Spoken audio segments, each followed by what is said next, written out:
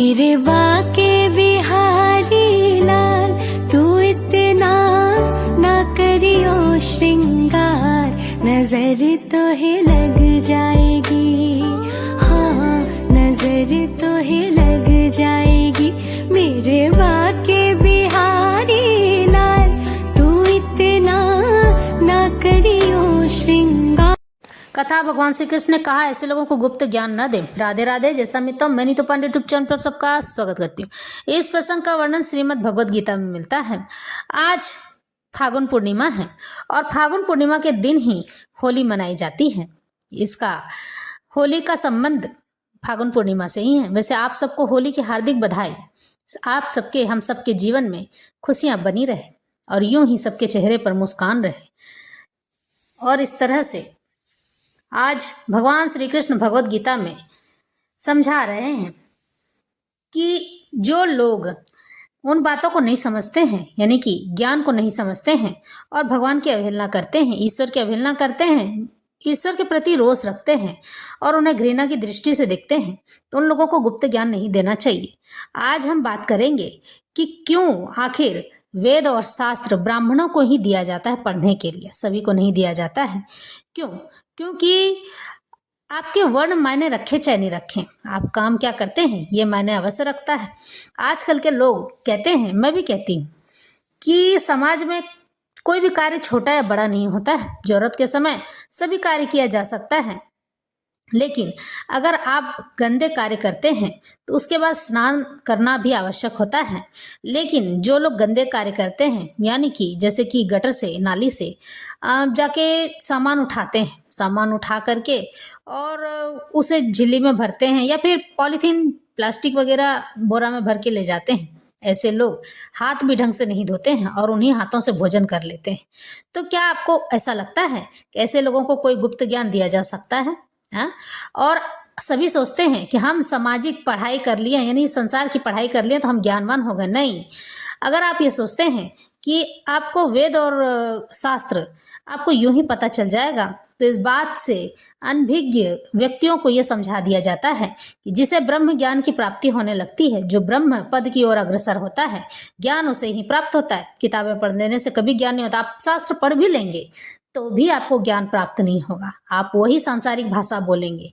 क्योंकि ब्रह्म की ओर जाने का मतलब है मोह से मुक्ति। आप किसी भी तरीके से, किसी भी क्षण में, किसी भी प्रकार से आप सांसारिक बंधन में बंधे ही रह जाएंगे अगर आपने ब्राह्मणत्व तो नहीं प्राप्त किया है। ब्राह्मणत्व प्राप्त करने का अर्थ ब्राह्मण बन जाना नहीं होता है। ब्राह्मणत्व प्राप्त करने का अर्थ पर ब्रह्म के अंश में समाना होता है, पर ब्रह्म से मिलना होता है। ऐसे व्यक्ति ही ज्ञान को प्राप्त कर सकते हैं। इन्हीं के पास ज्ञान सुरक्षित रहता है, क्योंकि ये जब भी बोलेंगे सर्वथा उचित बोलेंगे, अनुचित नहीं बोला जाता है। और ऐसे लोग अगर अनुचित बात करते हैं तो उसका फैसला भगवान करते हैं।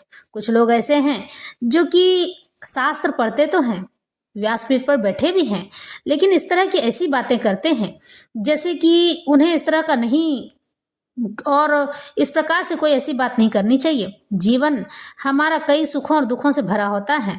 मनुष्य के जीवन में पहले से उथल पुथल इतनी मची हुई है कि वह और कुछ सोच ही नहीं सकता है। इसलिए हमारे व्यासपीठ के अधिकारियों का, हमारे व्यासपीठ पर बैठे हुए पंडितों का यह काम है या उनका यह कार्य है, भगवान उन्हें यह जिम्मेदारी सौंपे हैं कि मनुष्यों को किसी भी प्रकार से सच्चा और अच्छा मार्ग दिखा दिया जाए।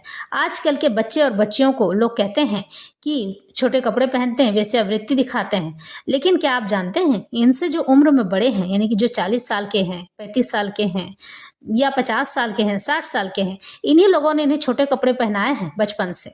आप बचपन से संस्कार जो बच्चों को देंगे, बच्चे उसी संस्कार में ढल जाते हैं। आपके और हमारे करने से ही वो गलत रास्ते पर गए हैं। जब हमने उन्हें खुली छूट दी तभी वह हमारे हाथ से बाहर चले गए, और आज ऐसी स्थिति आ गई है कि वह बड़ों का अपमान करने से हिचकिचाते नहीं हैं। एक क्षण नहीं लगता उनके मुंह से गंदी बातें निकलने में। इस तरह से अपने बच्चों की बुनियाद बचपन से ही रखिए। आप उन्हें जो सिखाएंगे बच्चे वही सीखेंगे। और रही वस्त्रों की बात, तो वस्त्र भी हमारी ही देन है। हम जब उन्हें छोटे कपड़े नहीं पहनाएंगे तो बड़े होने पर जब उन्हें छोटे कपड़े पहनने पड़ेंगे तो उन्हें बहुत लाज आएगी और वह स्वयं ही इन चीज़ों को नहीं पहनेंगे। छोटे कपड़े न पहनने के लिए इसलिए मना किया जाता है कि उससे आसक्ति बढ़ती है। यानी कि अगर किसी पुरुष ने पहना है और उसका शरीर बहुत सुंदर है तो उसकी आसक्ति की कोई स्त्री कर लेगी। या आजकल तो गे का जमाना है तो पुरुष का पुरुष से भी आसक्ति हो जाती है, वो उसके ऊपर मोहित हो जाता है। इस प्रकार से और कोई स्त्री पहनी है, कोई लड़की पहनी है तो उसके बदन दिखते हैं। जिस प्रकार से केवल पुरुष ही नहीं, स्त्री भी पुरुष की ओर आकर्षित होती है, उसी तरह से स्त्री की ओर आकर्षित पुरुष भी होते हैं।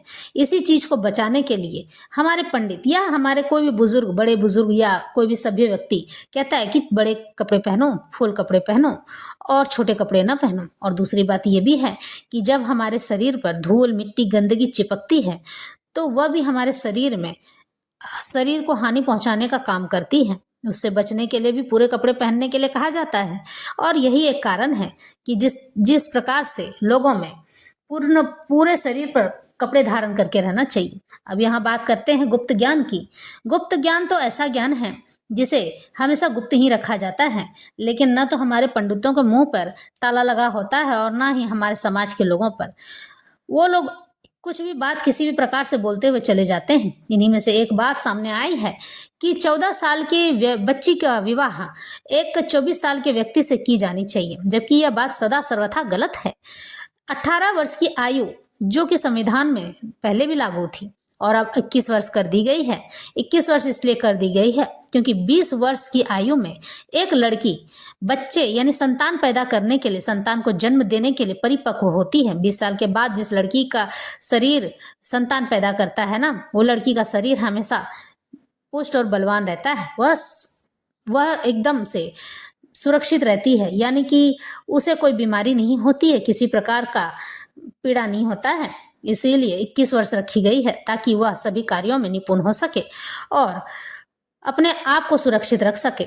लेकिन हमारे लोग समझना नहीं चाहते हैं, जबकि जरूरी नहीं है कि आपको हर ज्ञान किताब ही दे जाए। कुछ ज्ञान ऐसे होते हैं जो हमें समाज दे जाते हैं, कुछ ज्ञान ऐसे होते हैं जो हमारा जीवन दे जाता है, कुछ ज्ञान ऐसे होते हैं जो मनुष्य अपने जीवन की तपती हुई धूप में ठोकर खाकर समझता और सीखता है। वैसे विवाह के लिए थोड़ा कम ही उम्र होना चाहिए, क्योंकि एक दूसरे के विचार को मिलना अति आवश्यक है, जीवन उन्हें जीना है। तो इसीलिए ज़्यादा उम्र का फासला ना रखें। लेकिन लड़के को उम्र में बड़ा इसलिए होना चाहिए क्योंकि लड़के बड़े बहुत देर से समझते हैं बातों को, वो परिपक्व नहीं हो पाते हैं। इसलिए कहा जाता है कि पुरुषों को सदा सर्वथा स्त्री से हमेशा 2, 4 या 5 वर्ष बड़ा होना चाहिए, ज़्यादा से ज़्यादा 7 वर्ष, इससे ज़्यादा बड़ा नहीं होना चाहिए, क्योंकि इसके बाद एक जनरेशन गैप आ जाता है और इस जनरेशन गैप में पति और पत्नी के मतभेद होने आवश्यक हैं, क्योंकि दोनों के विचार नहीं मिलते हैं। एक न्यू जनरेशन का बन जाता है तो एक न्यू जनरेशन से पूरा आगे पीछे के जनरेशन में ढकेलता चला जाता है। दोनों के विचार न मिलने के कारण भी कई बार तलाक होने लग जाते हैं। और अब आते हैं उस गुप्त ज्ञान की ओर, जिस गुप्त ज्ञान के बारे में भगवान अर्जुन को समझाते, इदम ते नात पस्काय ना भक्ताय कदाचन न चासुश्रवे वाच्यम न चा म यो अभ्यसूयति। यह गुप्त ज्ञान उनको कभी भी न बताया जाए जो न तो संयमी है, यानी कि जिनके अंदर संयम नहीं है, किसी भी बात को छुपा कर नहीं रख सकते हैं, न एक निष्ठ है यानी एकता भी नहीं है, न भक्ति में रत है, न ही भगवान का भजन करते हैं, और न ही उसे जो मुझसे द्वेष करता है, यानी भगवान का हमेशा अपमान करते रहते हैं, जो भगवान कृष्ण को छलिया, लुटेरा या फिर कामी, दम्भी, भोगी कहते रहते हैं। इस तरह से लोगों को कभी भी गुप्त ज्ञान नहीं देना चाहिए। ये लोग विनाश का कारण बन सकते हैं। जिन लोगों ने तपस्या में धार्मिक अनुष्ठान नहीं किए हैं, जिन्होंने कृष्ण भक्ति का कभी प्रयत्न नहीं किया है, जिन्होंने किसी शुद्ध भक्त की सेवा नहीं की है, तथा विशेषतया जो लोग कृष्ण को केवल ऐतिहासिक पुरुष मानते हैं या जो कृष्ण की महानता से द्वेष करते हैं, उन्हें यह परम गुप्त ज्ञान नहीं बताना चाहिए। लेकिन कभी कभी यह देखा जाता है कि कृष्ण से द्वेष रखने वाले आसुरी पुरुष भी कृष्ण की पूजा मित्र भिन्न प्रकार से करते हैं और व्यवसाय चलाने के लिए भगवत गीता का प्रवचन करने का धंधा अपना लेते हैं। लेकिन जो सचमुच कृष्ण को जानने का इच्छुक हो, उसे भगवत गीता के ऐसे भाष्यों से बचना चाहिए। वास्तव में कामी लोग भगवत गीता के प्रयोजन को नहीं समझ पाते हैं। यदि कोई कामी न भी हो तो वैदिक शास्त्रों द्वारा आदिष्ट नियमों का दृढ़ता पूर्वक पालन करता हो, लेकिन यदि वह भक्त नहीं है तो वह कृष्ण को कभी नहीं समझ सकता है। और यदि वह अपने को कृष्ण भक्ति बताता है लेकिन कृष्ण भक्ति में कार्यकलापों में रत नहीं रहता है, तब भी वह कृष्ण को नहीं समझ पाता है। ऐसे बहुत से लोग हैं जो भगवान से इसलिए द्वेष रखते हैं क्योंकि उन्होंने भगवत गीता में कहा है कि वे परम हैं और कोई न तो उनसे बढ़कर न उनसे समान है। ऐसे बहुत से व्यक्ति हैं जो कृष्ण से द्वेष रखते हैं। ऐसे लोगों को भगवत गीता नहीं सुनाना चाहिए क्योंकि वे उसे समझ नहीं पाते हैं और श्रद्धाविहीन लोग भगवत